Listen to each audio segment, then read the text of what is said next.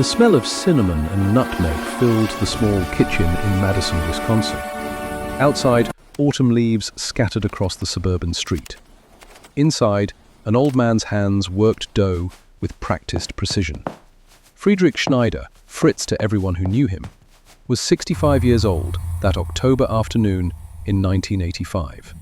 His hands, weathered and scarred, moved with the certainty of a man who had built a life from flour and butter and the American dream.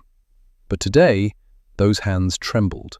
His grandson Elias sat at the kitchen table, 16 years old and full of the kind of certainty that comes before life teaches you otherwise. An envelope lay between them. Official, government seal, army recruitment materials. "Grandpa, you never talk about the war." Fritz didn't look up from the dough. Outside, a car passed. A dog barked. Normal sounds from a normal street in a normal American town. He had worked 40 years to earn normal. Because some things change how you see the world, Elias. The boy shifted in his chair. "I want to understand. I want to serve. The recruiter said I'd make a good paratrooper, like the guys who jumped on D-Day." Fritz's hands stopped. The dough sat there, half-formed, waiting. He looked at his grandson, Anna's eyes in a young face, full of life that hadn't yet learned what life could take away. "Then you need to understand something." He wiped flour from his hands, walked to the window. The afternoon sun slanted through the glass, and for a moment, Fritz wasn't in Wisconsin anymore. "What do you know about fear, Elias?" "I'm not afraid, Grandpa." "I know. That's what scares me." Fritz turned from the window. When he spoke again, his voice carried an accent that 40 years in America had smoothed, but never quite erased. "Let me tell you about the summer I learned what fear really meant." France, June 6th, 1944. 2:47 in the morning. The world ended in noise. Friedrich Schneider was 24 years old, and he had been asleep in a farmhouse cellar 3 kilometers from the Normandy coast when the sky began to tear itself apart. Not the sharp crack of artillery, not the whistle of incoming shells. This was different, deeper, like the earth itself was growling. He grabbed his rifle before he was fully awake. Training. You slept with your boots on. You slept with your weapon close. You slept light because sleep could kill you. "Aircraft!" Klaus was already at the cellar stairs, silhouetted against the darkness above. "Hundreds of them!" They climbed into chaos. The night sky pulsed with searchlights. Tracer fire arced upward in long, lazy curves that looked beautiful until you remembered each streak was designed to tear through metal and flesh. The sound, God, the sound, was like standing inside a cathedral bell while someone struck it with a hammer, again and again and again. Fritz had been in France for 8 months. He had trained for 2 years before that. He thought he understood war. He understood nothing. "This is it." Helmut, their squad leader, was gathering the men. 32 years old, veteran of the Eastern Front, the kind of soldier who had seen enough to know when everything was about to go wrong. "The invasion! Get to your positions!" Fritz ran with the others through the darkness. Around them, the 716th Infantry Division was coming alive, like a kicked anthill. Men stumbling from billets, officers shouting orders, the staccato bark of machine gun fire from the coastal positions. But Fritz kept looking up. The aircraft. So many aircraft. "Paratroopers!" someone screamed. Fritz saw them then, dark shapes against darker sky, blossoming silk, catching searchlight beams for just a moment before vanishing into the fields beyond the village. Dozens, hundreds, like seeds scattered by a careless god. His first thought, and he would never forget this, was, "They're so vulnerable up there." His second thought came when he reached his defensive position and saw how widely scattered the drops were. They have no idea where they are. "Hold this crossroad!" Helmut positioned them quickly. 8 men. Good men. Klaus beside Fritz, his best friend since training, always joking, always finding something to laugh about, even when there was nothing funny left in the world. They'll be disorganized, confused. Pick your targets, conserve ammunition. The night settled into an uneasy quiet. The aircraft sounds faded, the searchlights swept empty sky. And somewhere out in those fields, men who had jumped from those planes were landing, gathering themselves, trying to figure out where the hell they were. Fritz checked his rifle for the fourth time. Beside him, Klaus lit a cigarette, cupping the flame. "American paratroopers," Klaus said quietly. "Poor bastards. Dropped in the dark. Scattered all over. They don't stand a chance." "Don't underestimate them," Helmut said from his position. "They volunteered for this. That makes them either very brave or very stupid." "Or both," Klaus grinned. Fritz said nothing. He was thinking about the photo in his breast pocket. Anna, 22 years old, dark hair, smile that made you believe in things bigger than war. A nurse in Hamburg, working while Fritz was here, doing this. He had promised her he would come home.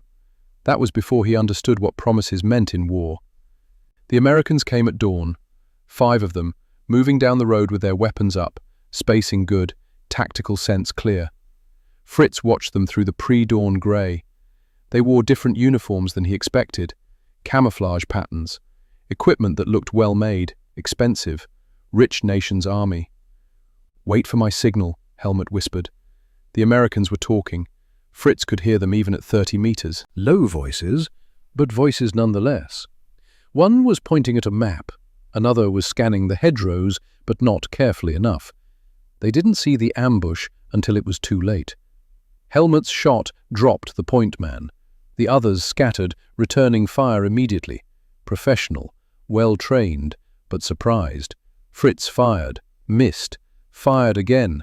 The American he was aiming at dove behind a low wall and started shooting back. Good position. The American was smart enough to find cover, smart enough to return accurate fire. For 3 minutes, it was chaos. Grenades, rifle fire, someone screaming in English. Klaus hit one of them. Fritz saw him fall. The Americans pulled back, dragging their wounded, laying down covering fire that forced Fritz to keep his head down. Then, engines. A German armored car coming up the road, machine gun hammering. The Americans broke contact. Professional withdrawal, covering each other. No panic. They disappeared into the hedgerows and were gone. Silence rushed back in. "Everybody good?" Helmut called. Fritz checked himself. Not hit. Klaus was reloading, grinning that grin. The others were fine except for Werner, who had caught a fragment in his shoulder.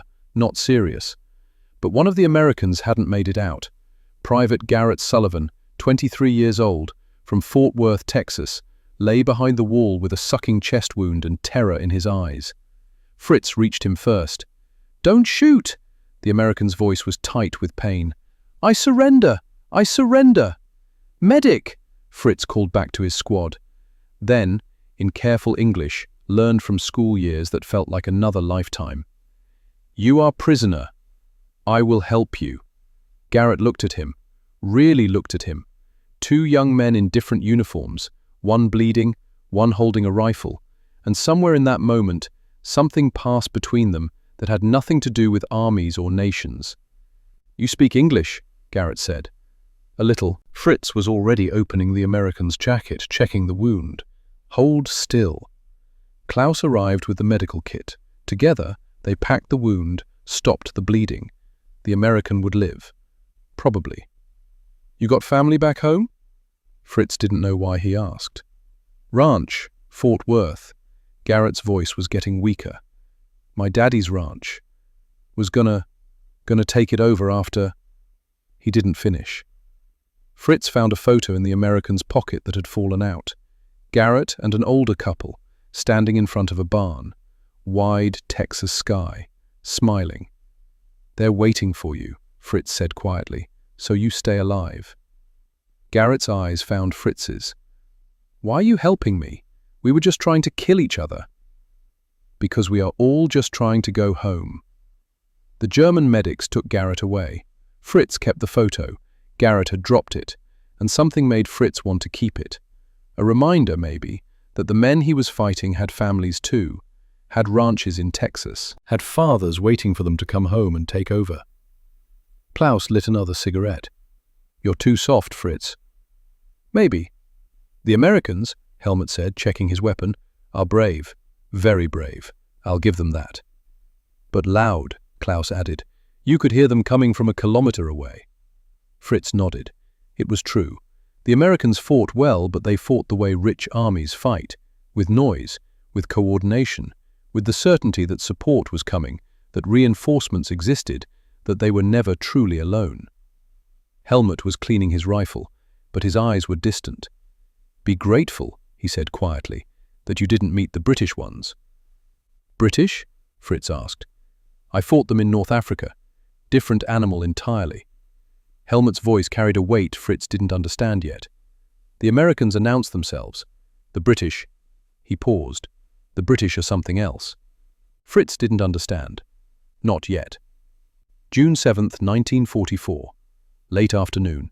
Patrol duty. 6 of them sweeping through abandoned farmland east of the village, looking for paratroopers who had scattered during the night drop. The Americans they had learned to listen for. You could hear them moving, talking, coordinating. This patrol was different. The farmhouse sat alone in a field, stone walls, collapsed roof, nothing special. Standard procedure: clear it. Make sure no enemy troops were using it as an observation post. Fritz approached from the south, Klaus from the west, Helmut leading, cautious, weapon ready. The others spread out in a textbook pattern. The house felt empty, no movement, no sound, windows like dead eyes. "I don't like this," Klaus whispered. "It's fine," Werner said. "Nothing here." They were 3 meters from the door when the world turned inside out. The first shot took Helmut in the throat. He made a sound like a cough and went down, blood fountaining. The second shot hit Werner in the chest. The third, fourth, fifth came so fast, Fritz couldn't track them, couldn't see where they originated, couldn't process what was happening. Klaus grabbed Fritz and pulled him behind a low wall. Return fire. Fritz was shooting at shadows, at nothing, at windows that showed no muzzle flash, no movement.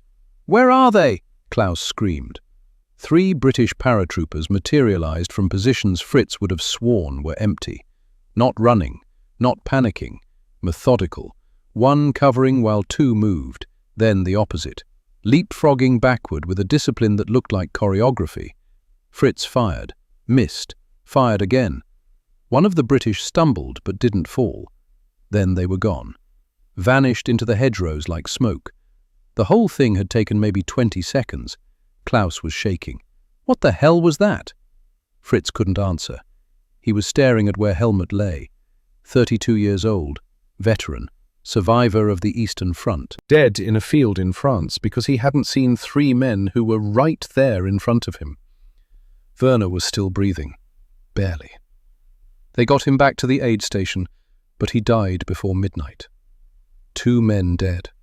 Fritz hadn't even seen the British paratroopers until they were already shooting. Hadn't heard them move, hadn't detected any sign they were there. That night, Fritz wrote to Anna. He didn't tell her about Helmut or Werner.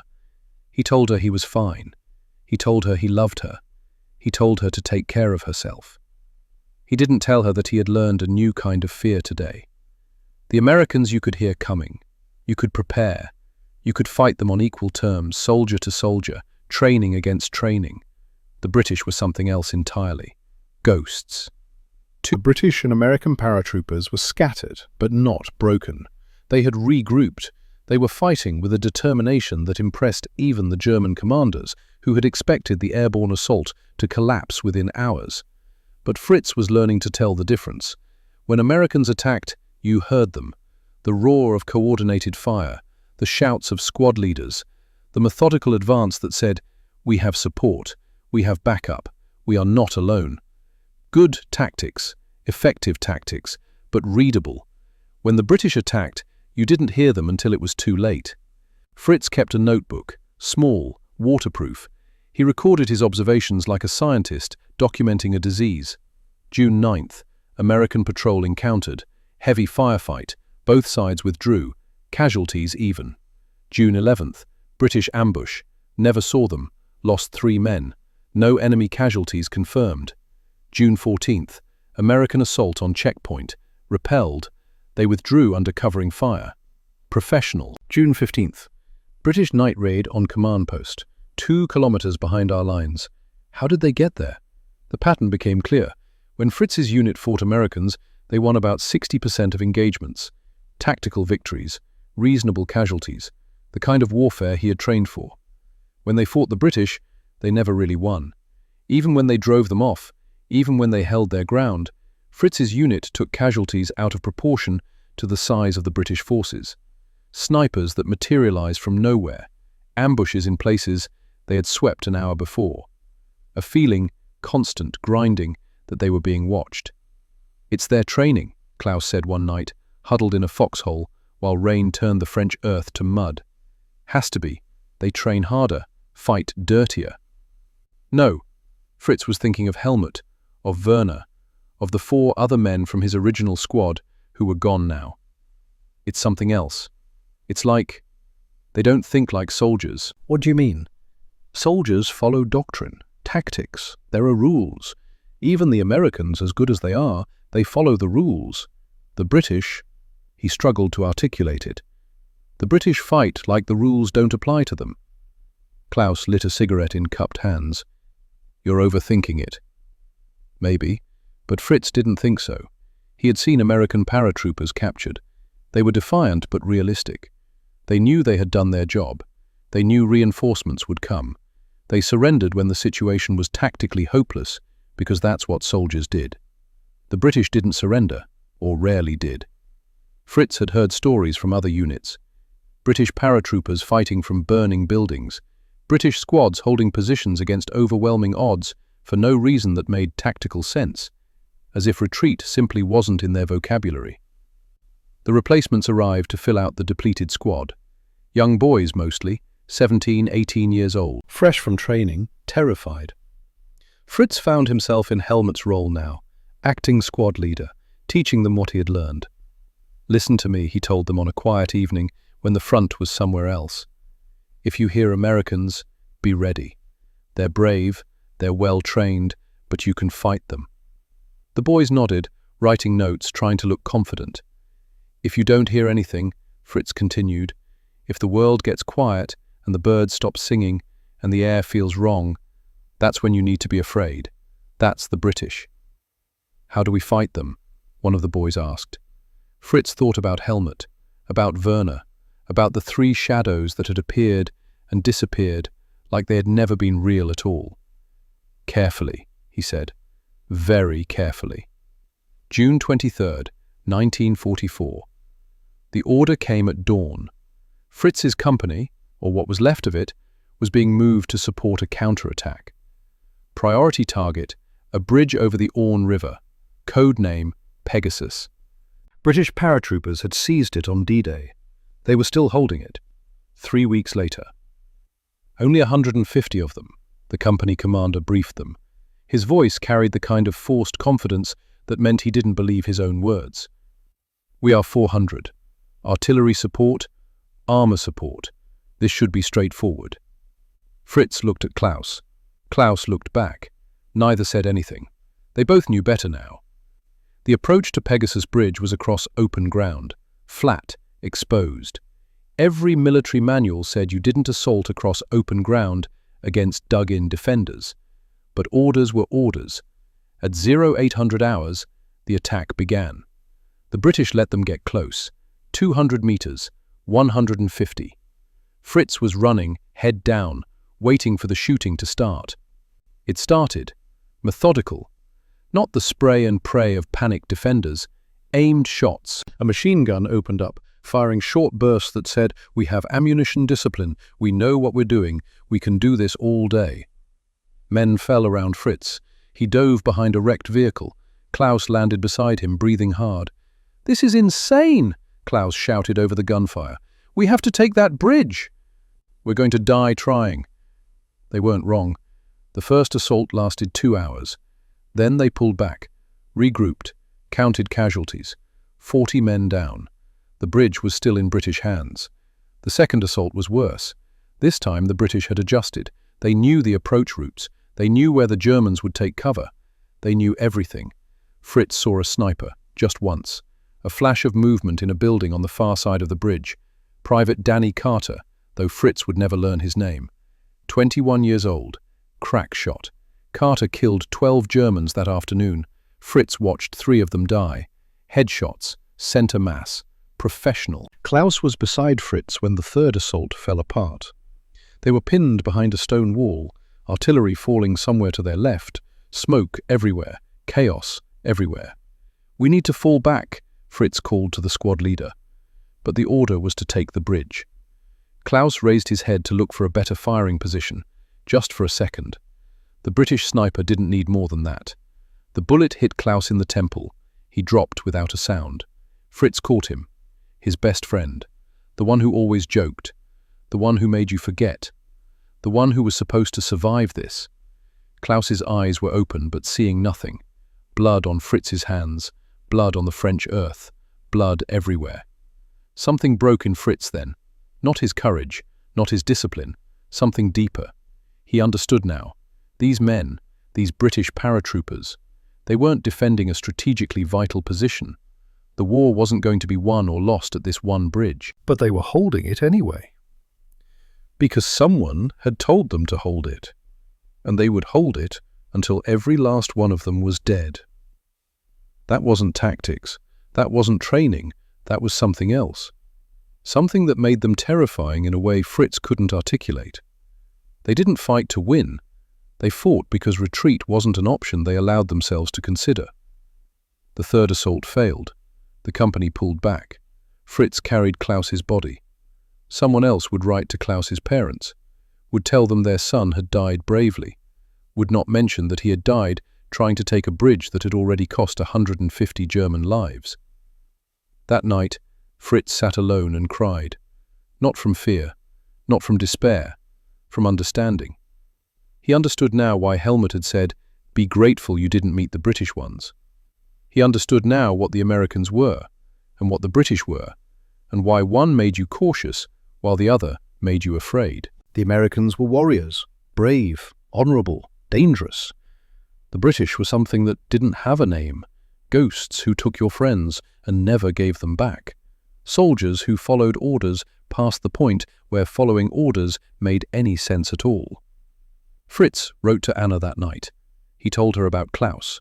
He told her he was tired. He told her he loved her and missed her and wanted nothing more than to come home to Hamburg and never think about bridges or battlefields or the sound of rifle fire ever again. He didn't tell her that he had stopped believing he would survive this war. July 1944. The Normandy fighting continued. The Americans and British pushed inland. The German defense crumbled bit by bit. Fritz's unit retreated, regrouped, retreated again. The war was clearly lost. Everyone knew it. No one said it. In late July, transfer orders came.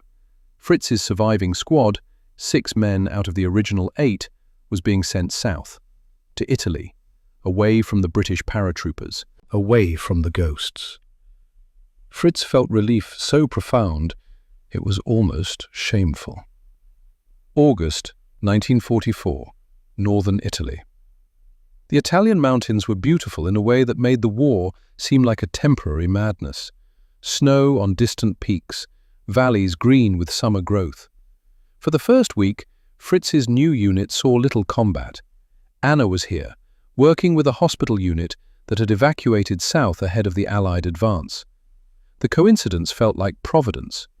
Fritz got 3 days' leave, a small miracle in the middle of war. They met in a small town whose name Fritz would later struggle to remember. What he remembered was Anna's face, the way she ran to him, the way she felt in his arms after 8 months apart. "I thought you were dead," she whispered into his chest. "I thought I was too." They walked through the town, holding hands like teenagers, pretending for a few hours that the war didn't exist. They talked about Hamburg, about the future, about the bakery Fritz dreamed of opening when this was over. "Will we survive this?" Anna asked. Fritz didn't know how to answer. He had watched Klaus die, had seen Helmut and Werner and so many others, had learned that promises meant nothing when British paratroopers decided to hold a bridge. "I don't know," he said honestly, "but I want to try." On the second day of his leave, Fritz made a decision. They married in a small church with no family present, no celebration, no honeymoon, just a priest and 2 people who loved each other and wanted to make something official before the world took that chance away forever. Anna wore a dress borrowed from another nurse. Fritz wore his uniform because he owned nothing else. The ceremony took 10 minutes. It was the happiest 10 minutes of Fritz's life. "Promise me you'll survive this," Anna said afterward. Fritz held her. "I promise." He had made that promise before. He understood now how empty promises were in war. But he made it anyway because Anna needed to hear it, and he needed to say it. On the third day, Fritz had to report back to his unit. Anna walked him to the transport. They held each other without speaking. Words felt inadequate. "I love you," Anna finally said. "I love you too, always." Fritz climbed into the truck, watched Anna disappear behind him. His wife. 3 days of marriage, and now months or years of separation. But he had something now, something more than just survival.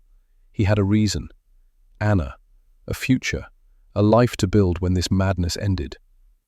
Anna stayed in his thoughts like a talisman, something pure, something worth surviving for. September 1944, Northern Holland. The orders came without warning.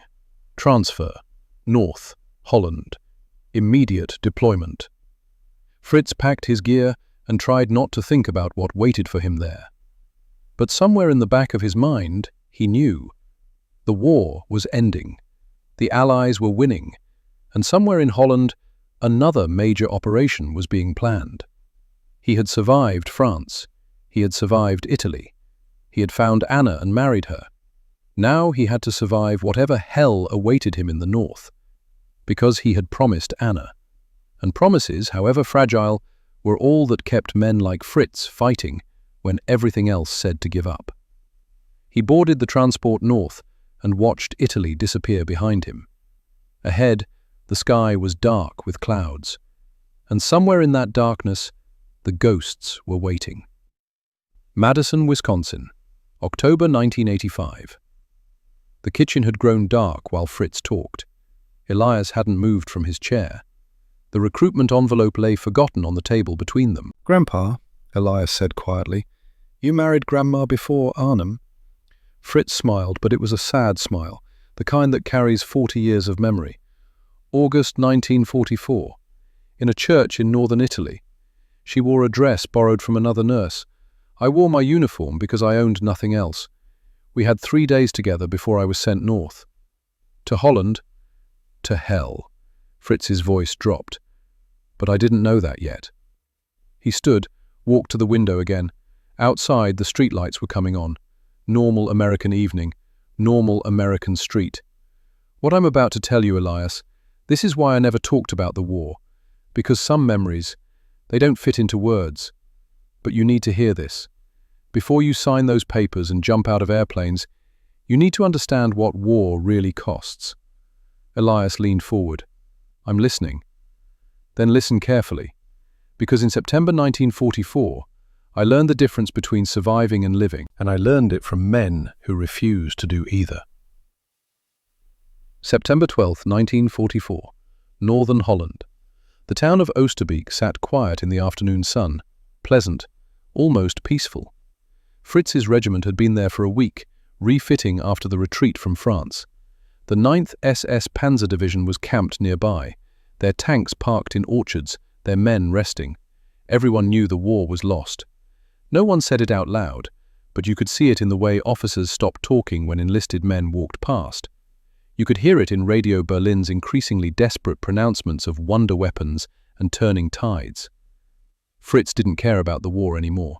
He cared about surviving long enough to see Anna again. She was still in Italy. Her letters arrived irregularly, delayed by the chaos of retreat and reassignment. The last one sat in his breast pocket, read so many times the creases were wearing through. "My dearest Fritz, I think of you every moment. The hospital is overwhelmed. So many wounded. So many boys who will never go home. Please, please be careful. I cannot lose you. We have a life to build when this madness ends. Your wife, Anna." Your wife. Those words gave Fritz strength when nothing else could. A life to build. That's what Fritz held on to. Not victory, not duty, just the simple promise of a future that involved Anna and peace, and never thinking about British paratroopers again. "Schneider!" Fritz looked up from the letter. His new squad leader, Corporal Richter, late 20s, practical, not cruel, was approaching with a map. "Intelligence briefing in 10 minutes. Something's happening. Something's always happening. Not like this. Allied aircraft everywhere. Reconnaissance flights. Transport planes. It looks like—" He didn't need to finish. Fritz knew what it looked like. The briefing room was crowded with officers and senior NCOs. Fritz stood in the back, listening to a major from intelligence drone through the assessment. "We've detected significant Allied air activity over the past 48 hours. Analysis suggests a major airborne operation is imminent. Target is likely the Rhine bridges, Arnhem, Nijmegen, possibly Eindhoven." A colonel from the 9th SS spoke up. "What forces are we facing?" "Preliminary intelligence suggests American 82nd and 101st Airborne, and—" the major paused, "British 1st Airborne Division." The room went quiet. Fritz felt something cold settle in his stomach. Men who had fought in Normandy, who had seen what British paratroopers could do, exchanged glances. "How many?" someone asked. "Potentially 10,000 British, maybe more." 10,000. Fritz thought about Pegasus Bridge, about 150 British paratroopers holding against overwhelming odds, about Klaus dying in a field because those 150 refused to give up a bridge that shouldn't have mattered. Now 10,000 of them were coming. "Our orders," the colonel said, standing, "are to hold the Arnhem Bridge at all costs. The bridge must not fall into Allied hands.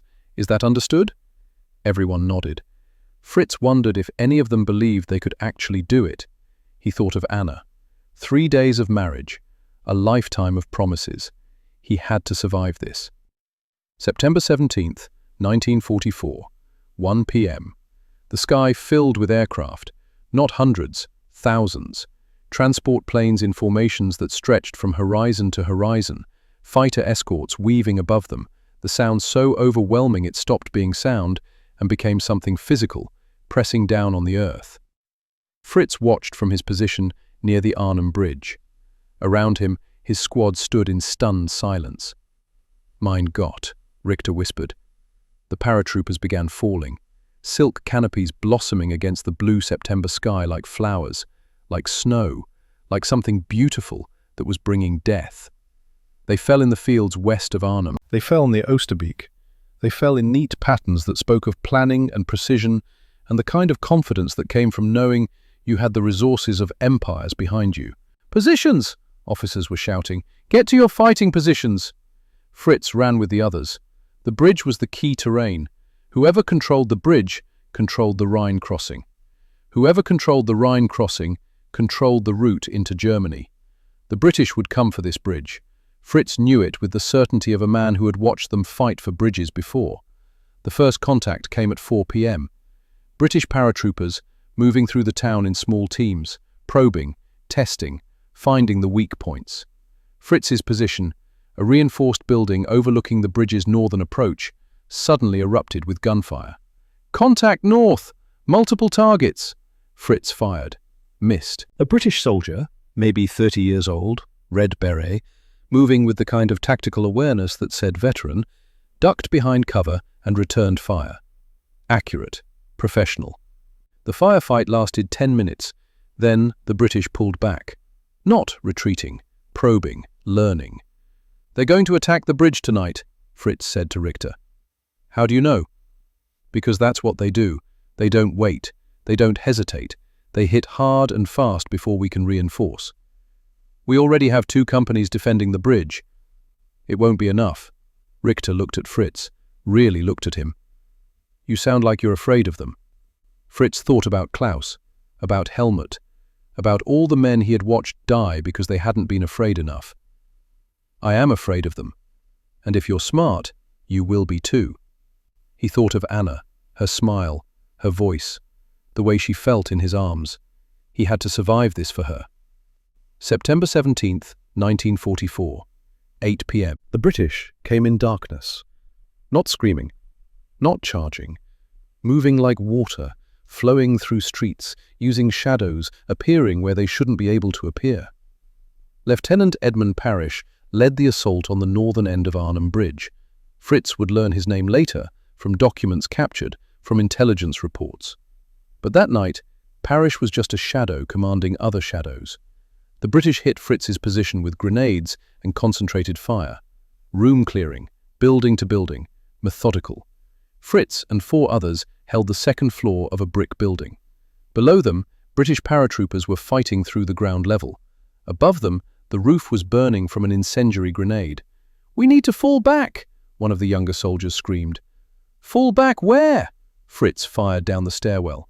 A British soldier dropped, but 2 more took his place. "They're between us and the bridge." The building shook. Something exploded. The ceiling cracked. Smoke everywhere. Fritz made a decision. Window. Now. We jumped to the next building. "That's 3 meters. Better than burning." They jumped. Fritz landed hard, rolled, came up with his rifle ready. The others made it. Barely. Behind them, the building they had abandoned was fully engulfed. British paratroopers were already moving past it, securing their foothold. By midnight, the British held the northern end of the bridge. Fritz's company had been pushed back into the town. Casualties were catastrophic. Of the 200 men who had started the day defending the bridge approaches, maybe 60 were still combat effective. And the British had maybe 100 men holding that end of the bridge. 100 men against an entire SS Panzer division. It should have been a slaughter. It became a siege. September 18th, 1944, Day 2. The counterattack began at dawn. Tanks, half-tracks, infantry support. Everything the Germans could throw at 100 British paratroopers dug into buildings around the bridge's northern ramp. Fritz watched from a defensive position 2 blocks away. He wasn't part of the assault. His squad's job was to prevent British reinforcements from reaching the bridge. The assault looked impressive, coordinated, overwhelming. It failed. The British had turned every building into a fortress. They had machine guns positioned to create interlocking fields of fire. They had snipers who killed tank commanders before the tanks could maneuver. They had Panzerfaust weapons captured from German supply dumps, used against German armor with devastating accuracy. The first attack fell apart in 30 minutes. The second attack, 2 hours later, lasted longer but achieved nothing. Fritz watched SS infantry, some of the best soldiers Germany had, get chewed apart trying to dislodge British paratroopers from a cluster of brick buildings. "They're going to run out of ammunition," Richter said beside him. "Maybe." Fritz wasn't so sure. "Or maybe they'll fight with rocks when the bullets are gone." "That's insane." "Yes, that's what makes them terrifying." By evening, the Germans had made no progress. The British still held the bridge. Casualties on both sides were mounting, but the ratio was wrong. The Germans should have been killing 10 British for every German lost. Instead, it was closer to 2 to 1. The mathematics of warfare were breaking down. That night, Fritz wrote to Anna. He didn't know if the letter would ever reach her, but he wrote anyway. "My love, I am in Holland, fighting for a bridge that means nothing to me. All around, men are dying for objectives that won't matter in a month. The British are here. You remember I told you about them? They are everything I feared and worse. But I am being careful. I am surviving. I will come home to you. I promise. Your husband, Fritz." He folded the letter, put it in his pocket, knew that promises meant nothing in places like this, but he made them anyway, for Anna, for himself, for the life they would build when this madness ended. September 19th, 1944, Day 3. The fighting intensified. German forces were building up around Arnhem. More tanks, more artillery, more men. The British perimeter was shrinking. Intelligence estimated they had maybe 200 men left combat effective around the bridge. 200 against thousands. They should have surrendered. They didn't. Fritz's squad was moved forward into the assault, building-to-building clearance, urban combat at its worst. Every room could hold death. Every doorway could be a kill zone. They hit a 3-story building that British paratroopers had fortified. The assault went in hard. Grenades, automatic fire, the kind of violence that was supposed to overwhelm defenders. The British fought from the cellars up. When the ground floor fell, they fell back to the second floor. When the second floor became untenable, they fell back to the third. Fritz and his squad fought their way to the second floor. Bodies everywhere, British and German, the smell of blood and cordite and burning wood. A British paratrooper, wounded, propped against a wall, fired at Fritz. Missed. The soldier's rifle clicked empty. Fritz raised his weapon. The British soldier didn't raise his hands, didn't surrender, just stared at Fritz with eyes that said, "Do it or don't, but I'm not begging." "Why?" Fritz asked in English. "Why do you keep fighting? You're surrounded. You're outnumbered. You cannot win." The British soldier, Corporal Alistair Byrne, 26 years old, from London, though Fritz wouldn't learn that until later, coughed, blood on his lips. "We were told to hold the bridge, so we hold the bridge." "That's insane." "Maybe, but it's what we do." Fritz lowered his rifle, couldn't shoot. This soldier, enemy or not, reminded him too much of Klaus, of Helmut, of all the men who followed orders because orders were all they had left to believe in. And he thought of Anna, of the promise he had made to her, to survive with honor, to be someone she could be proud of. "You're wounded, I have medical supplies." Alistair looked at Fritz like he was speaking a foreign language. "Why would you help me?" "Because a long time ago, a man named Garrett Sullivan taught me something. We're all just trying to go home." Fritz bandaged Alistair's wounds. Shrapnel in the side, painful but not fatal if treated. Around them, the building burned. Fighting continued on the floor above. "I should take you prisoner," Fritz said. "I won't surrender." "I know. That's why I'm going to tell my men you were dead when we found you." "Why?" Fritz thought of Anna, of the life he wanted to build, of the difference between surviving and being able to live with yourself after surviving. "Because enough good men have died on this bridge, and because you remind me of my friend. He died at a different bridge, in France, fighting men like you, and because I have a wife waiting for me, and I want to be the kind of man she believes I am." Alistair's eyes found Fritz's. Understanding passed between them. Not friendship, not even respect, just recognition.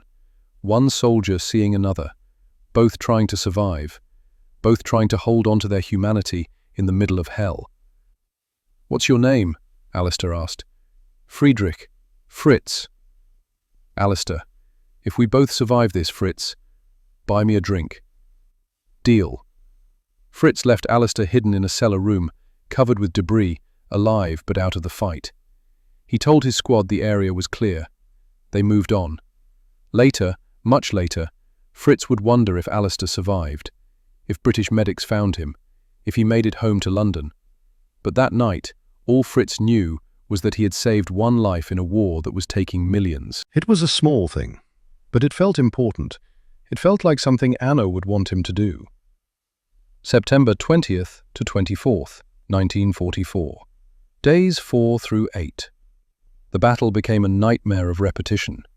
Attack, fail, regroup, attack again, fail again. The British perimeter shrank day by day, street by street, building by building, but it never broke. On day 4, Fritz witnessed something that would stay with him forever. A British sniper, isolated in a burned-out church tower, held off an entire German company for 6 hours.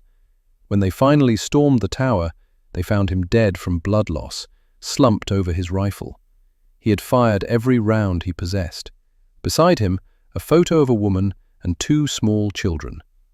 Fritz took the photo, added it to Garrett's, to the growing collection of evidence that the men trying to kill him were human. On day 5, the pattern continued. German artillery pounded British positions. Buildings collapsed into rubble. Surely no one could survive that level of bombardment. British return fire kept coming. Fritz watched soldiers, British paratroopers, down to their last magazines, their last grenades, fighting from buildings that were actively collapsing around them, refused to give up. German officers grew frustrated, then angry, then something close to desperate. "They have no food," one captain screamed during a briefing. "No resupply, no reinforcements. Why won't they break?" Fritz knew why. Because breaking wasn't in their vocabulary. Because somewhere, some British commander had told them to hold, and they were going to hold until every last one of them was dead or the order was rescinded. It wasn't rational, but war had stopped being rational somewhere around the time Fritz had watched Klaus die for a bridge that didn't matter. On day 6, Fritz's squad was part of an assault on a cluster of buildings near the bridge.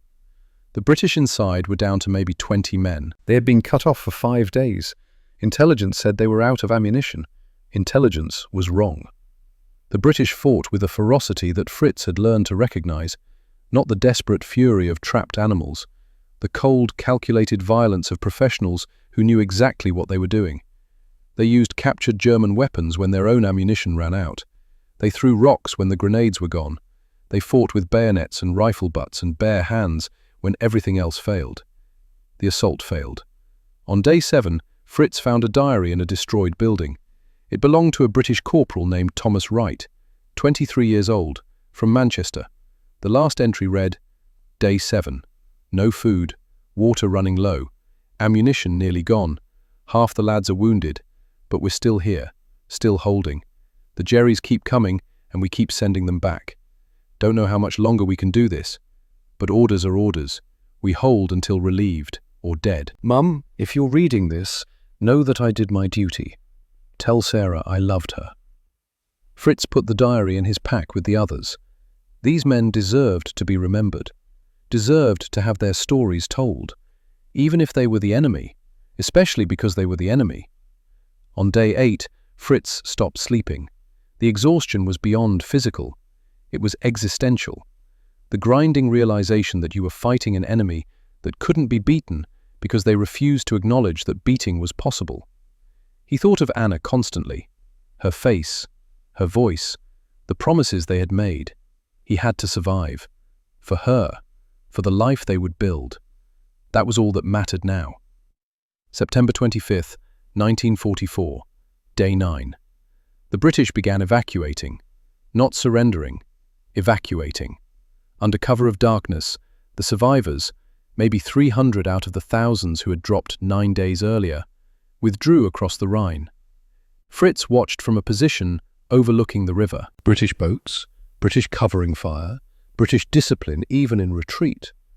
When morning came and German forces swept the British positions, they found the true cost. Buildings fortified with furniture, rubble, anything they could use.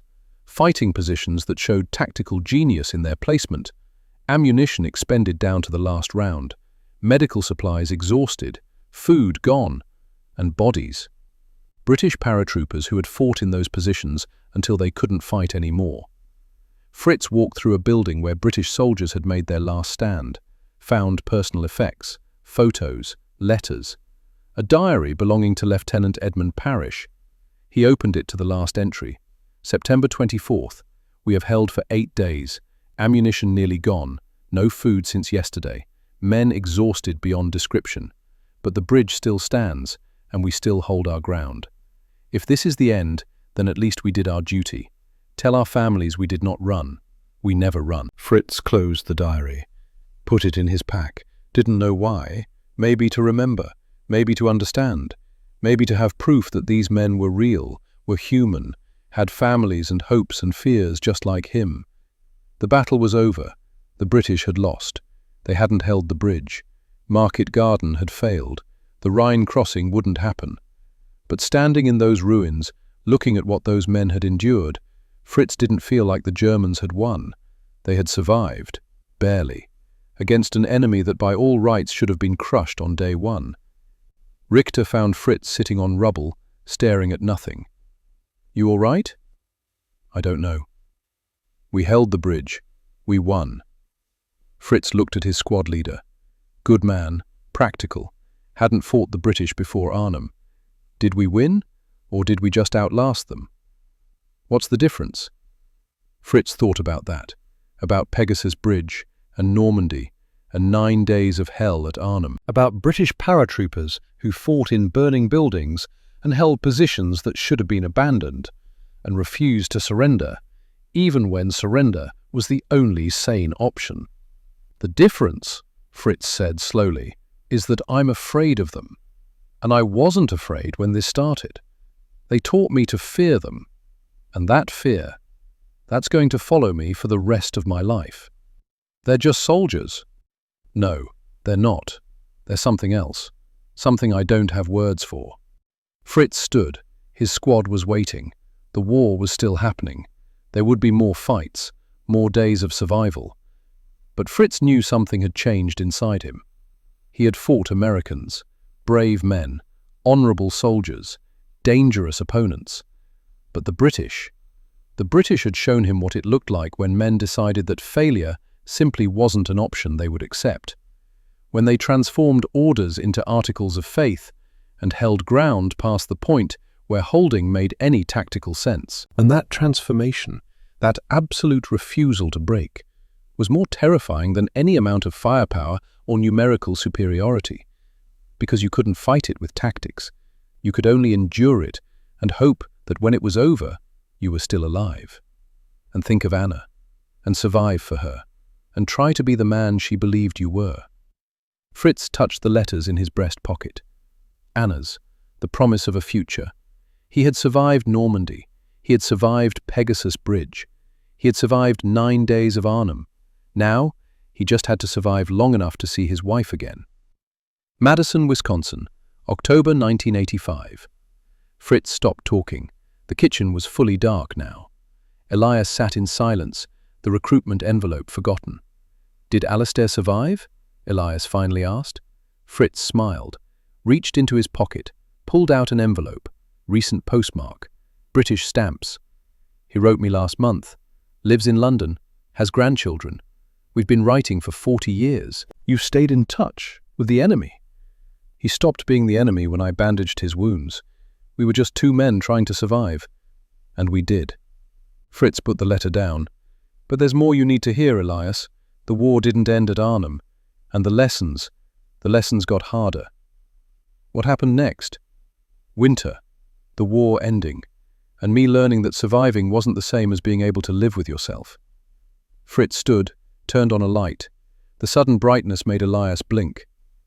"Tomorrow night," Fritz said, "I'll tell you about the last 6 months of the war, about surrender and understanding and why I left Germany for America.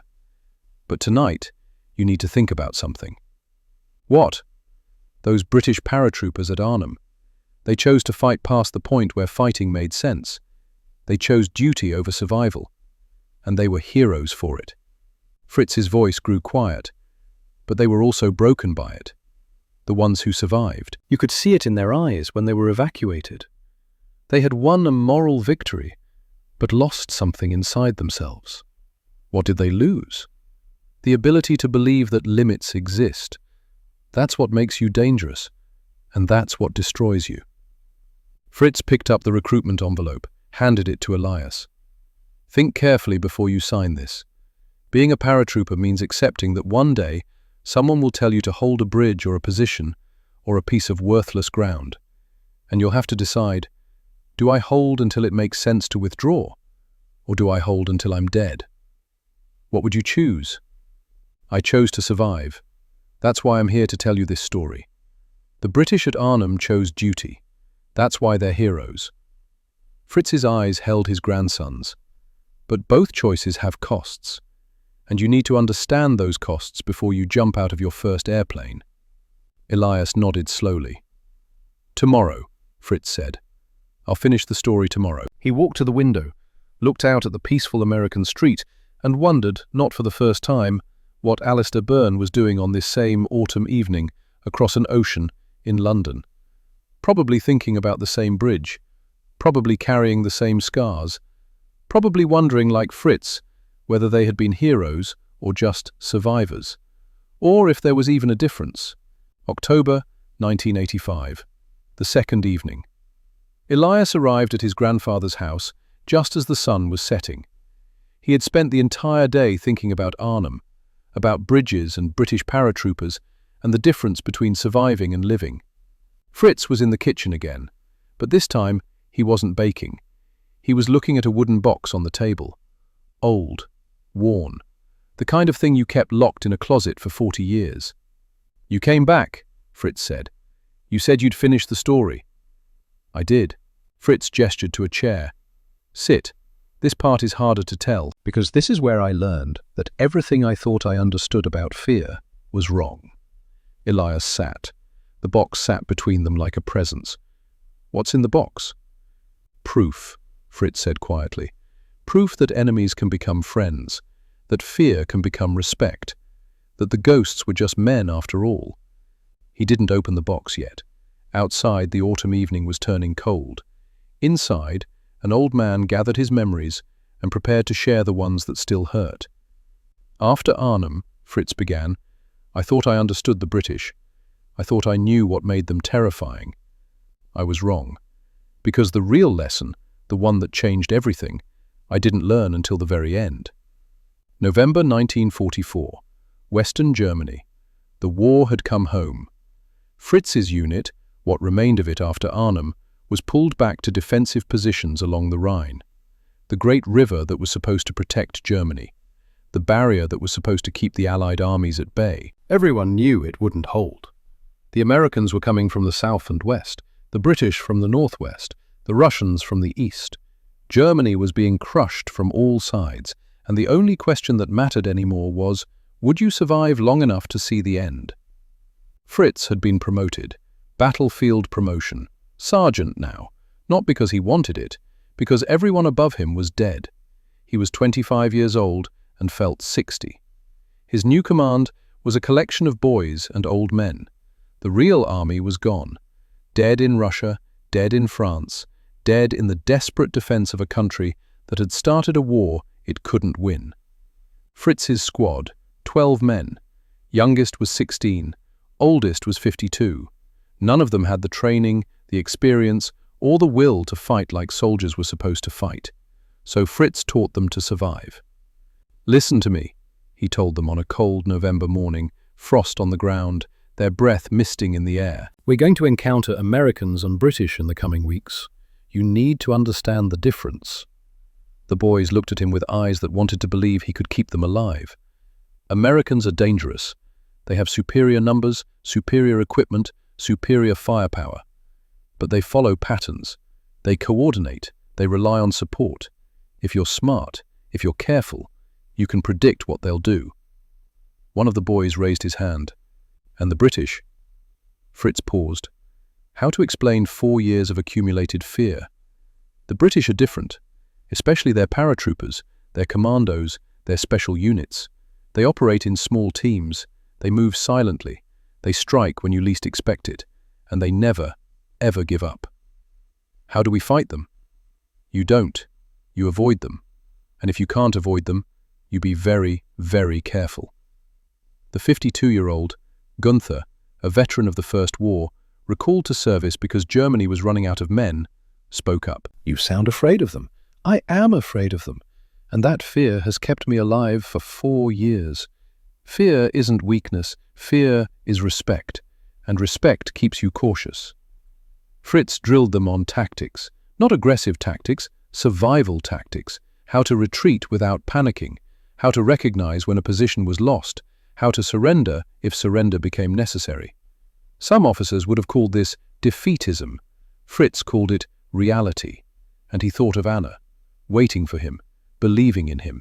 He would do whatever it took to see her again.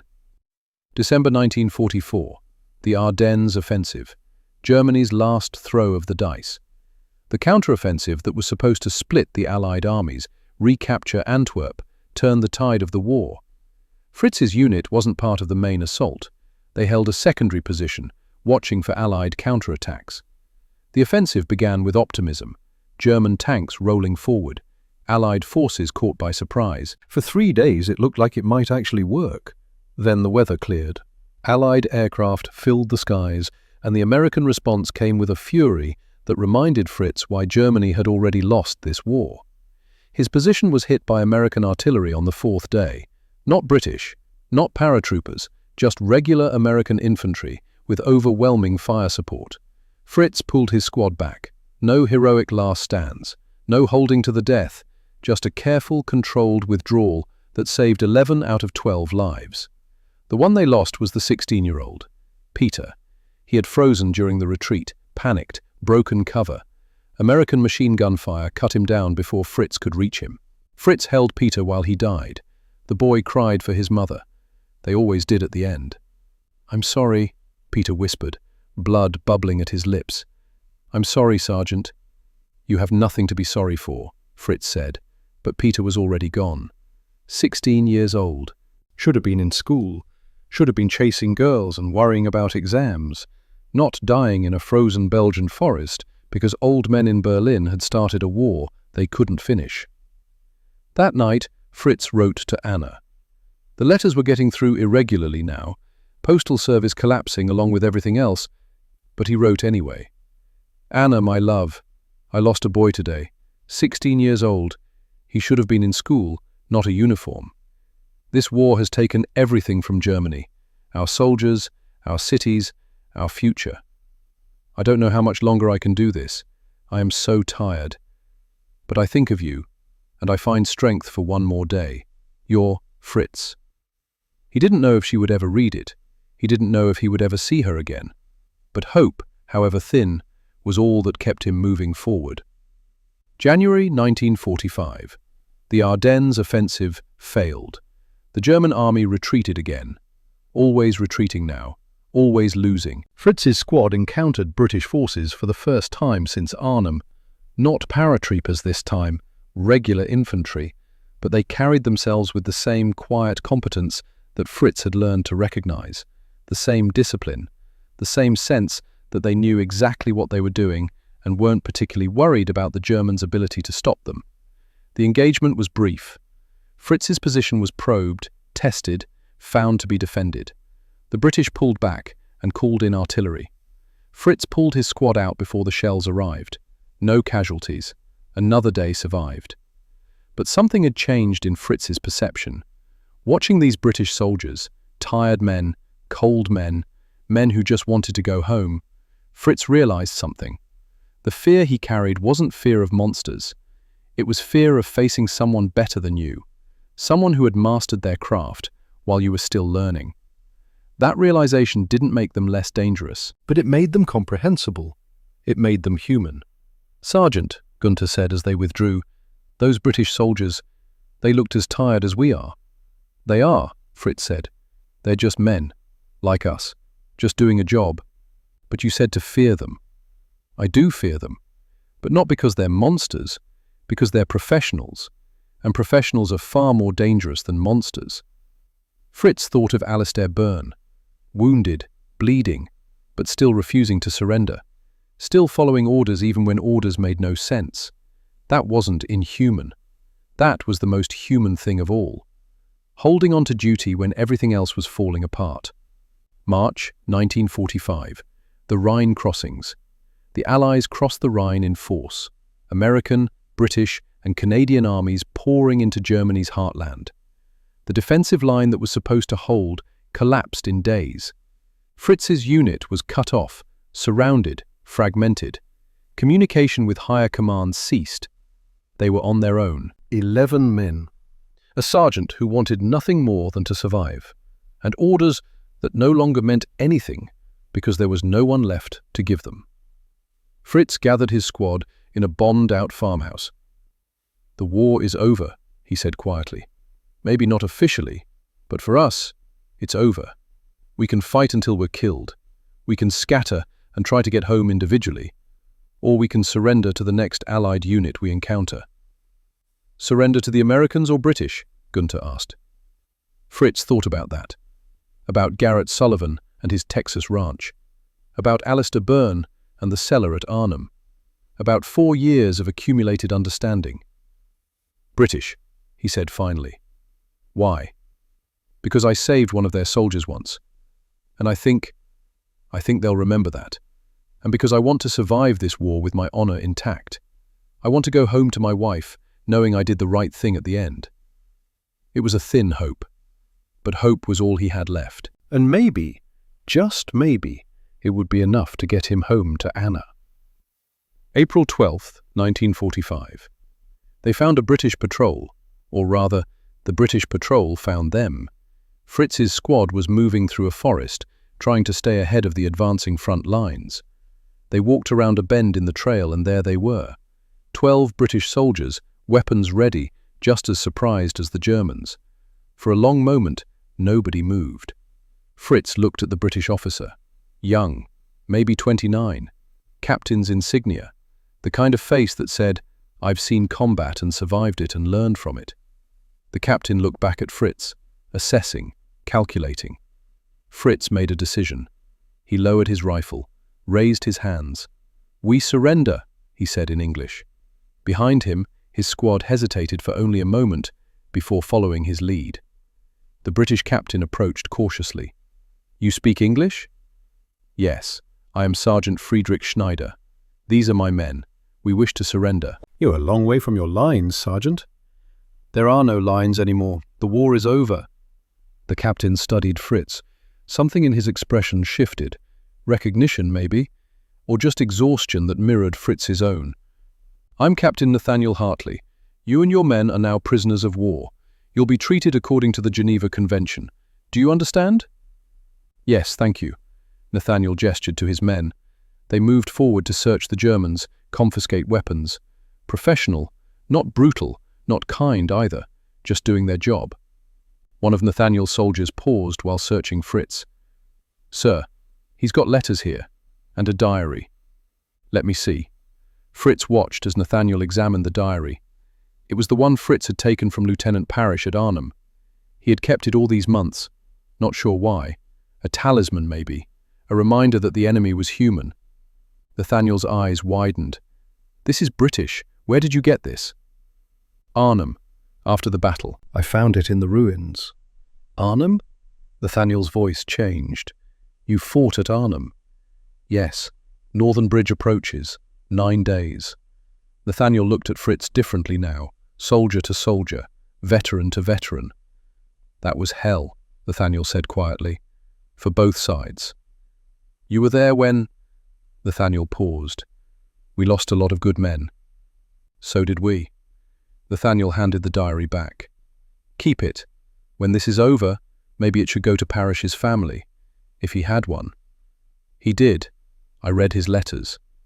A moment of understanding passed between them. Two men who had fought on different sides of the same nightmare, who had watched friends die for objectives that, in the end, meant nothing except that someone had ordered them to be important. "There's something else," Nathaniel said. "Do you know a Corporal Alistair Byrne?" Fritz's heart stopped. "Yes. I encountered him at Arnhem. He was wounded. I helped him." "Helped him?" "I bandaged his wounds, hid him from the SS. "He reminded me of a friend I had lost, and I have a wife. I wanted to be the kind of man she could be proud of." Nathaniel smiled. Actually smiled. "Alistair told us that story. Said a German sergeant saved his life. Didn't believe it at first. Thought he was delirious from the wound." "He survived?" "He did. Evacuated with the rest of 1st Airborne. He's back in England now, recuperating." Nathaniel extended his hand. "Thank you for that. For showing mercy when you didn't have to." Fritz shook his hand. Enemy to enemy, soldier to soldier, human to human. "We're all just trying to go home," Fritz said. "To the people we love." "Yes, we are." The POW camp was near Brussels. Not bad as far as prisoner facilities went. Food was adequate, shelter was dry. The British guards were firm but not cruel. Fritz spent his days waiting for the war to end and wondering if Anna had survived. He spent his evenings talking with British soldiers who guarded the camp. Young men, Tired men. Men who wanted this war to be over as much as the prisoners did. One evening, Captain Nathaniel Hartley visited the camp. Found Fritz sitting alone, writing another letter to Anna that might never be delivered. "May I join you?" Fritz gestured to the bench beside him. They sat in silence for a while. Around them, the camp settled into evening routine. Men heading to barracks, guards changing shifts, the ordinary rhythm of military life, even in captivity. "I've been thinking about Arnhem," Nathaniel said finally. "So have I, for 6 months. What was it like? From your side?" Fritz considered how to answer, how to explain 9 days of hell to someone who had been on the other side of it. Terrifying, he said simply. We had numbers, we had armor, we had artillery, and we couldn't dislodge a few hundred paratroopers. Every time we thought you were finished, you kept fighting. Every time we thought we had won, you proved us wrong. We were just following orders. Hold the bridge. Simple orders. Simple to say, impossible to execute. But you did it anyway. Fritz looked at Nathaniel. That's what I could never understand. You fought past the point where fighting made sense. You held positions that should have been abandoned. You refused to acknowledge that you were beaten, even when you clearly were beaten. Is that what made you afraid of us? Yes, because I didn't know how to fight that. How to fight men who wouldn't accept reality. Nathaniel smiled sadly. We weren't refusing to accept reality. We were creating a new one. Orders said, hold the bridge. So reality became, we hold the bridge or we die trying. Everything else was irrelevant. That's insane. Maybe, but it's what made us dangerous. Fritz thought about that. About Klaus dying at Pegasus Bridge. About Alistair in the cellar. About 9 days at Arnhem. You weren't ghosts, Fritz said quietly. I thought you were. For years I thought you were something supernatural. Something beyond human. But you weren't. You were just men who refused to fail. Is there a difference? Yes, because understanding that you're human makes you less terrifying. Still dangerous. Still worthy of respect, but not monsters. Nathaniel pulled out a photo, his wife and a baby daughter, born while he was overseas. She's 6 months old. I've never met her. I've been fighting since before she was born. Fritz pulled out his photo of Anna, worn now, creased from being carried through 4 years of war. Their wedding photo, 3 days in Italy, a lifetime ago. My wife, we married in August 1944. Had 3 days together before I was sent north to Arnhem. I don't know if she's alive. They looked at each other's photos. 2 soldiers, different uniforms, same hopes, same fears, same desperate desire to survive and go home to the people they loved. We're not so different, Nathaniel said. No, we're not. We just wore different colors. And we both did terrible things because men in offices told us to. Fritz nodded. The British paratroopers I fought, the American soldiers I encountered, the German boys I tried to keep alive. We were all just following orders, trying to survive, trying to get home. Do you hate us? For winning? Fritz considered that. Did he hate them? No, I'm grateful. Because if you hadn't won, the war would have continued. More boys like Peter would have died. More bridges would have been fought over. More letters would have been written that never got delivered. He looked at Nathaniel. You won. We lost. But we all survived. And that's what matters now. May 8th, 1945. The war ended. In the POW camp, German prisoners heard the news with mixed emotions. Relief that it was over. Grief for all they had lost. Uncertainty about what came next. Fritz sat alone and thought about Klaus, about Helmut, about Werner and Peter and all the others. They hadn't survived to see this day, but Fritz had, and he owed it to their memory to make something of that survival. A week later, a letter arrived, forwarded through military postal channels, delayed by months, barely legible. Anna's handwriting. Fritz's hands shook as he opened it. My dearest Fritz, I am alive. I am in Bavaria, working at a hospital for wounded soldiers. I received 3 of your letters all at once. I cried reading them. I thought you were dead. Thank God you survived. The war is ending. Soon we will be together again. I love you more than words can say. Wait for me. Your wife, Anna. Fritz read it 5 times. Then he cried. Not from sadness, from relief so profound it felt like drowning. She was alive. He was alive. They had both survived. Everything else, the fear, the fighting, the 4 years of hell, it was over. Madison, Wisconsin, October 1985, late evening. Fritz opened the wooden box. Inside, letters, photos, documents, the accumulated evidence of 40 years. He pulled out a thick envelope. British postmark, recent. This is from Alistair Byrne. He writes me every few months, has for 40 years. Elias leaned forward. What does he write about? Life, family, memories. Sometimes we talk about Arnhem. Sometimes we just talk about our grandchildren. Fritz smiled. He says he owes me his life. I tell him I was just doing what any decent man would do. We argue about it like old friends. Fritz pulled out another envelope. American postmark, much older. This came in 1979, from Texas, from Garrett Sullivan's son. The American you captured? Yes. Garrett survived the war, went home to Fort Worth, took over his father's ranch, raised a family. He died in 1978. Fritz's voice grew soft. His son wrote to tell me, said Garrett had talked about me, about the German sergeant who treated his wounds and told him we were all just trying to go home. Said it changed how Garrett saw the war, saw enemies. Did you write back? Yes. We corresponded for a few years. He sent me photos of the ranch, of Garrett's family, proof that the young man I captured went on to live a good life. Fritz pulled out the last item, Lieutenant Parrish's diary. And this, I still have this. I wrote to the British War Office after the war, asked if Parrish had survived. He hadn't. Killed on day 7 at Arnhem. But he had a sister. She wrote me a letter thanking me for preserving his words, for caring enough to ask. Elias looked at the collection. You stayed connected to all of them, your enemies. They stopped being my enemies the moment the war ended.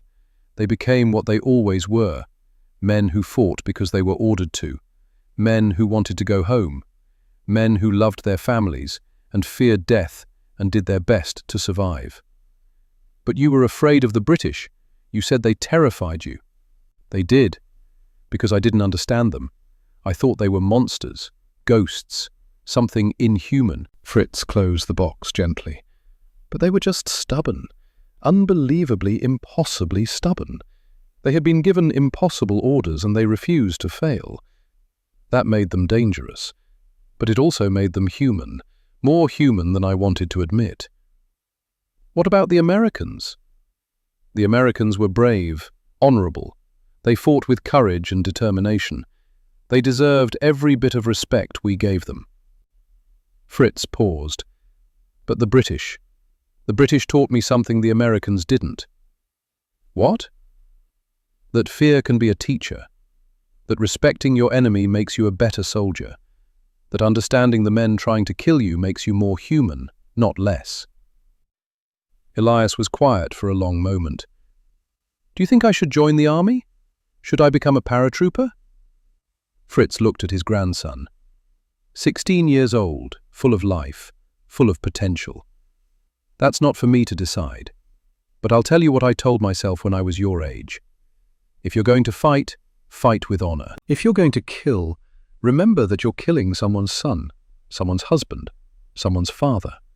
If you're going to survive, make that survival mean something. How do I do that? By being more than just a survivor, by being someone who learned from the war instead of being destroyed by it. Fritz put his hand on Elias's shoulder. I fought the British. I feared them. But they taught me the most important lesson of my life. What lesson?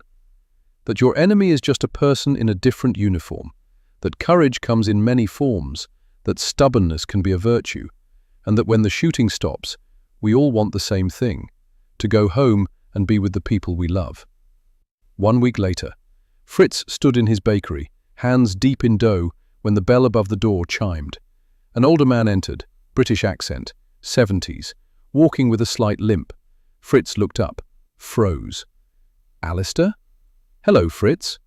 They stared at each other across 40 years and an ocean of memory. Then Fritz came around the counter and embraced the man he had saved in a cellar in Arnhem. You didn't tell me you were coming to America? Wanted to surprise you, and I wanted to meet your family, see this life you built. They sat in the bakery, drinking coffee, talking like the old friends they had become through decades of letters. Do you still think about it? Alistair asked. Arnhem? Every day. You? Every day. Alistair smiled. I tell my grandchildren about it sometimes, about 9 days of hell, about a German sergeant who saved my life when he should have killed me. I tell my grandson about British paratroopers who wouldn't surrender, who held a bridge against impossible odds, who taught me what real courage looked like. Were we brave or were we stupid? Fritz laughed. Both, definitely both. They talked for hours, about the war, about the years after, about the families they had raised and the lives they had built from the ashes of Europe. As evening approached, Alistair prepared to leave. "Thank you," he said at the door, "for saving me, for writing, for being my friend all these years." "Thank you," Fritz replied, "for teaching me that enemies can become brothers, that fear can become respect, that the ghosts were just men after all." They shook hands, then embraced again. When Alistair was gone, Fritz stood in his bakery and thought about journeys, about the distance from a battlefield in Holland to a bakery in Wisconsin, about the transformation from enemy to friend, about the long road from fear to understanding. Elias came in that evening, found his grandfather at the window, watching the sunset. "I've decided," Elias said. "And?" "I'm going to serve, but I'm going to remember everything you told me, about humanity, about respect, about seeing the person behind the uniform." Fritz nodded. "Then you'll be fine. You'll be better than fine. You'll be the kind of soldier the world needs." Anna appeared in the doorway, apron dusted with flour. Even at 63, she still had the same smile that had kept Fritz alive through 4 years of hell. "Dinner's ready," she said.